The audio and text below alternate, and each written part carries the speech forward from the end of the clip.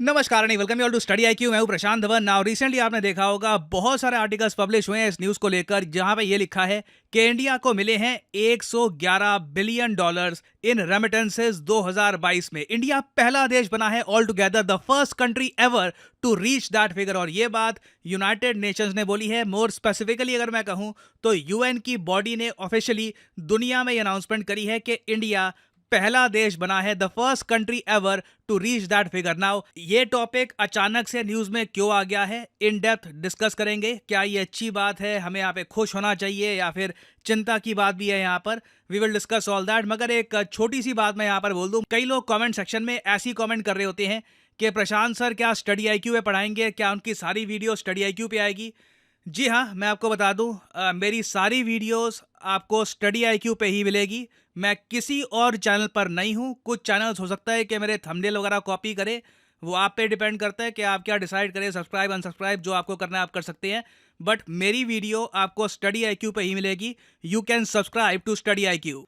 Alright, so आज के समय जो ये रेमिटेंस की बात की जा रही है, रेमिटेंस आप सब लोग अब तक जान चुके होंगे। रेमिटेंस वो पैसा होता है जो मान लीजिए इंडिया का वर्कर यूएई, यूएसए या फिर किसी भी और फॉरेन कंट्री में जाके जो पैसा कमाता है और फिर वो पैसा वापस अपने घर में भेजता है, उसको कहा जाता है रेमिटेंस। ये जो 111 बिलियन डॉलर है, ये भारत सरकार को नहीं मिले हैं।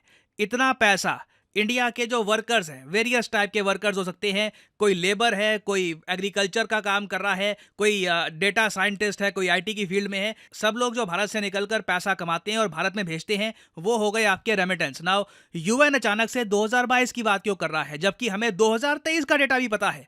क्योंकि वर्ल्ड बैंक आप अगर देखो ऑलरेडी अनाउंस कर चुका है कि इंडिया ने 2023 में 125 बिलियन डॉलर्स कमाए थे रेमिटेंस में। जो नंबर से 2023 के देवर शॉकिंग। आप अगर लिस्ट देखोगे ना कंट्रीज की, तो नंबर 1 पे था इंडिया, नंबर 2 पे था मैक्सिको और नंबर 3 पे था चाइना। ना मुझे यहाँ पे एक बात ऐड करनी पड़ेगी, इस लिस्ट में चाइना से निकल के ना हमें ज्यादा खुश नहीं होना चाहिए, क्योंकि ये चाइना की अपने आप में अचीवमेंट है कि एवरेज सैलरी यहाँ पर ओवर द इयर्स इतनी ज़्यादा बढ़ चुकी है कि यहाँ के नागरिकों को इतनी नीड फील नहीं होती कि ये चाइना से बाहर निकलकर बाकी देशों में काम करने के लिए जाएं।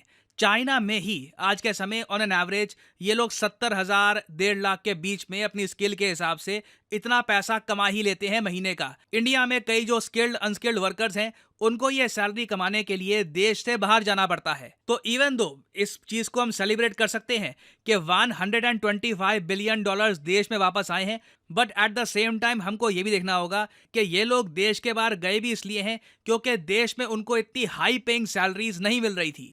और वर्ल्ड बैंक ने तो अभी एक भविष्यवाणी ये भी करी है कि 2024 में इंडिया के जो रेमिटेंसेस हैं ये 135 बिलियन डॉलर्स पहुंच जाएंगे।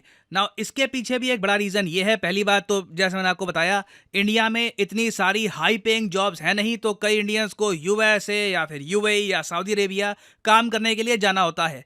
दूसरा फैक्टर यहाँ पे है, रुपी की वैल्यू लगातार गिर रही है। आप खुद ही सोच कर देखिए, आप अगर यूएसए में हैं, आपके पास 1 लाख डॉलर है, रुपी अगर स्ट्रांग हो रहा है तो आप एक बार को अपने 1 लाख डॉलर अपने पास रखोगे, आप वेट करोगे कि रुपी की वैल्यू गिरती कब है। जब रुपी गिरना शुरू हो जाएगा तभी आप चाहोगे कि अपने डॉलर्स को रुपी में कन्वर्ट करके आप वापस इंडिया में भेजो, क्योंकि इससे इंडिया में आपको ज्यादा रुपीज मिलेंगे, आप जरा चीजें परचेज कर पाओगे।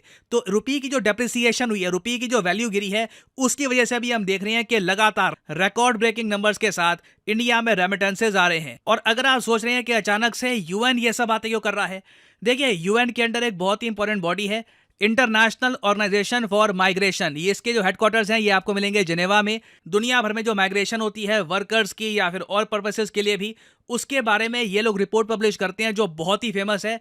काफी बार एग्जाम्स में इससे रिलेटेड क्वेश्चन भी आ चुका है कि वर्ल्ड माइग्रेशन रिपोर्ट कौन पब्लिश करता है। तो जो 2024 की रिपोर्ट पब्लिश हुई है उसमें इंडिया के बारे में एक्सटेंसिवली इन्होंने लिखा है कि रेमिटेंस के मामले में India is the king. Now again depend करता है कि आप इस बात को लेकर खुश हो या फिर आप सोचो कि काश हमारे देश में इतनी जॉब्स होती, डिपेंड करता है आपके पर्सपेक्टिव पे। मगर इस रिपोर्ट में इंडिया का 90 से ज्यादा बार मेंशन किया गया है। और सबसे ज्यादा इंटरेस्टिंग डेटा आपको इस पूरी रिपोर्ट में यह मिलेगा कि दुनिया भर में top country to country migration corridor कौन कौन से हैं, मतलब कि कौन से 2 देश हैं जिनके बीच में सबसे ज्यादा माइग्रेंट्स जाते हैं, मतलब कि एक कंट्री से दूसरी कंट्री में।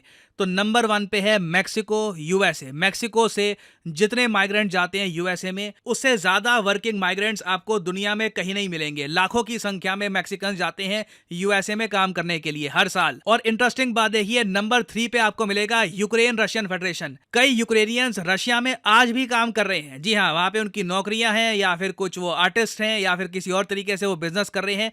दोनों कंट्रीज के बीच में पैसे को लेकर टाइज इतने डीप है, बट स्टिल वॉर की वजह से दोनों कंट्रीज को लॉस हुआ है। फिर नंबर 4 पे आपको मिलेगा इंडिया यूएई। नाउ ये काफी इंटरेस्टिंग है, क्योंकि नंबर्स के मामले में ज्यादा इंडियन माइग्रेंट्स जाते हैं यूएई में काम करने के लिए, मगर रेमिटेंस भारत को ज्यादा मिलता है यूएसए से। तो आप कह सकते हैं कि देखिए, यूएई में जो लोग काम करने के लिए जा रहे हैं वो उतना नहीं कमा रहे हैं जितना वो लोग कमाते हैं जो यूएसए में जाके काम कर रहे हैं। क्योंकि यूएस में जाके जो इंडियंस काम कर रहे हैं, मोस्टली वो काम होता है आईटी फील्ड का, बेटर पेइंग जॉब्स होती हैं, और इसलिए यूएसए टॉप रेमिटेंस सोर्स है भारत के लिए। एक टाइम पे यूएई हुआ करता था, आज के समय यूएसए है। तो यहां पर देखिए, मैं आपका एक ओपिनियन जानना चाहूंगा। क्या इन नंबर्स को देखकर यूएन जो खुल के कहता है कि India is the first country ever to reach this figure, क्या ये देखकर आप प्राउड फील करते हैं? और एक बार को प्राउड फील कर भी सकते हैं। एक बार को आप यहां पर कह सकते हैं कि इंडिया की फॉरेन पॉलिसी आज के समय इतनी बढ़िया है कि हमने कई कंट्रीज के साथ ट्रेड डील्स करी हैं, उन कंट्रीज में इंडियन वर्कर्स के लिए जगह बनाई है। फॉर एग्जांपल अगर हम देखें इजराइल में भी बहुत सारे इंडियन वर्कर्स जाएंगे, वहां से भी रेमिटेंस आएगा बहुत सारा। ये आपको 2024-2025 की जो रिपोर्ट्स आएंगी उसमें आपको दिखेगा। बट एक बार को आप कह सकते हैं कि अगर इंडिया की फॉरेन पॉलिसी इतनी अच्छी ना होती तो इतने सारे कंट्रीज में इंडियन वर्कर्स को इजी एक्सेस ना मिलता। दूसरी तरफ आप ये भी कह सकते हैं कि चाइना को अगर हम देखें तो 50 बिलियन यूएस डॉलर्स, और ऐसा नहीं है कि ये इतना कम है क्योंकि चाइना के वर्कर्स स्किल्ड नहीं है। रीजन इसका यही है कि वो अपने देश में इतना काम कर रहे हैं कि बाहर जाने की उनको आवश्यकता नहीं पड़ती। But at the same time आप ये भी कह सकते हैं कि जब आप अपने ही देश में काम कर रहे हैं तो आप विदेशी मुद्रा कमा के नहीं ला रहे। हमारे वर्कर जब बाहर काम करते हैं तो वो विदेशी मुद्रा देश में ला रहे हैं। तो लिखेगा इसके बारे में कमेंट सेक्शन में। मैं जेन्युइनली जानना चाहूंगा कि इस पूरे डेटा को लेकर वेदर यू फील प्राउड, या फिर आपको लगता है कि नहीं, एक बार को अगर हम चाइना जैसा काम कर रहे होते कि एक्सपोर्ट्स ही इतने ज़रा करो कि वहाँ से विदेशी मुद्रा आए, हमारे लोग बाहर जाके काम ना करें, ऐसा सिस्टम होना चाहिए। लिखेगा इसके बारे में कमेंट सेक्शन में, मैं जानना चाहूँगा आपका ओपिनियन। और फाइनली यहाँ पे मैं आपसे पूछूंगा एक क्वेश्चन यहाँ पर यह है कि हाल ही में किस कंट्री ने इंट्रोड्यूस किया है एक एआई जनरेटेड स्पोक्समैन। बेसिकली इस कंट्री ने एक आर्टिफिशियल इंटेलिजेंस बेस्ड डिप्लोमैट बना दिया है। जी हाँ, एक राजदूत जो एक स्पोक्समैन का काम करेगा, मगर ये एक एक्चुअल ह्यूमन बीइंग नहीं है, ये एआई पावर्ड है। बताइए किस कंट्री ने हाल ही में बनाया है दुनिया का पहला एआई पावर्ड डिप्लोमैट? ये है यहाँ पे आपकी ऑप्शंस, रशिया, ईरान, इराक या फिर यूक्रेन। कमेंट सेक्शन में करिए उत्तर। जो लोग सही आंसर देंगे उनकी कमेंट को मैं हार्ट दे दूंगा ताकि बाकी लोग समझ पाएं कि सही आंसर क्या है। और फाइनली यहाँ पर मैं ये भी ऐड कर दूं कि अगर आप लाइफ में एक बार प्रॉपरली यूपीएससी एग्जामिनेशन के लिए प्रिपेयर करना चाहते हैं, आप एक कॉलेज स्टूडेंट हैं, आपके पास टाइम है 2 से 3 साल का, तो आप बिल्कुल परचेज कर सकते हैं स्टडी आईक्यू का फ्लैगशिप यूपीएससी कोर्स। आपको सिंपली क्या करना है, कमेंट सेक्शन में जाइए, यहाँ पे आपको लिंक मिलेगा, इस लिंक पर करिए क्लिक और आपके सामने खुल जाएगा ये पेज। अगर आप मोबाइल फोन पे हैं तो स्टडी आईक्यू की जो ऐप है गूगल प्ले स्टोर से आप डाउनलोड कर सकते हैं और फिर यहाँ पे आप बाय कर सकते हैं स्टडी आईक्यू का यूपीएससी कोर्स, जिसपे यहाँ पे लिखा होगा P2I मतलब के प्रीलिम्स, मेंस, इंटरव्यू, तीनों सेक्शन में स्टडी आईक्यू आपके साथ रहेगा। प्रीलिम्स में आपकी कंप्लीट हेल्प की जाएगी एग्जाम क्लियर करने के लिए। आपने प्रीलिम्स क्लियर कर दिया तो स्टडी आईक्यू आपको इनवाइट करेगा कि आइए दिल्ली, रहिए दिल्ली में। स्टडी आईक्यू आपका खर्चा उठाएगा, मेंस की तैयारी करिए यहाँ पर बैठकर। इंटरव्यू में भी स्टडी आईक्यू हेल्प करेगा। रिसेंटली आपने देखा होगा हमने बहुत सारी टेस्टिमोनियल वीडियोस भी करी है अपलोड। तो ये सब कुछ आपको मिलता है स्टडी आईक्यू के इस कोर्स में। और इस कोर्स की जो वैलिडिटी है ये 30 महीने की आपको दिख रही होगी। और जो प्राइस यहाँ पे आपको दिख रहा है ना, ये पे करने की जरूरत नहीं है। सिंपली यहाँ पर कोड यूज करिए PD10 and the prices will start falling. आपको और कोड भी यहाँ पर दिख रहे होंगे, ये कोड आप अप्लाई करेंगे तो आपको मैक्सिमम डिस्काउंट नहीं मिलेगा। To get the maximum discount possible use the code PD10 और प्राइसेस बहुत ज्यादा गिर जाएंगे।